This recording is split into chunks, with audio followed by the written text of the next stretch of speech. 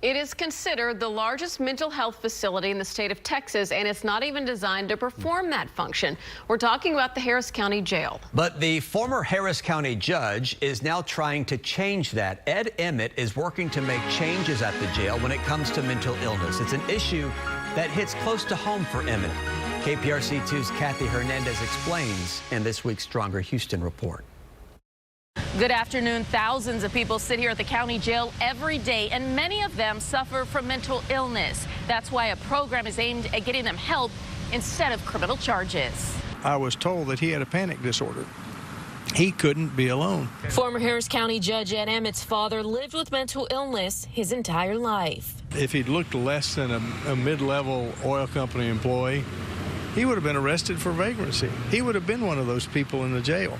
The alarming truth, the Harris County Jail is the largest mental health facility in Texas. That people's lives are being ruined because they're in the criminal justice system rather than the mental health system. According to the sheriff's office, the total jail population this week was more than 8,700 inmates. 76% of those have a mental health indicator, and 33% are taking medicine for mental illness.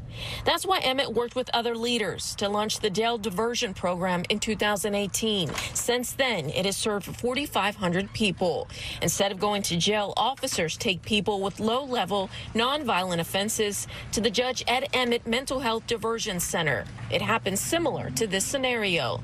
The Harris Center for Mental Health and IDD manages it. We'll give them a robust set of behavioral health supports and services and ultimately try and kind of change their trajectory. They're diverted to the center even before charges. So there's nothing on their record. There's nothing that they have to go back to court for. So all of these services are going to continue to support them. The center has 36 beds and 50 staff members, including nurses, counselors, and psychiatrists. A few years ago, they would have absolutely gone to jail, and instead we've got them help and have a lot of great outcomes. A study shows the program cut down new charges in those diverted by 50%. Those with more than 5 arrests were 3.1 times less likely to be arrested again.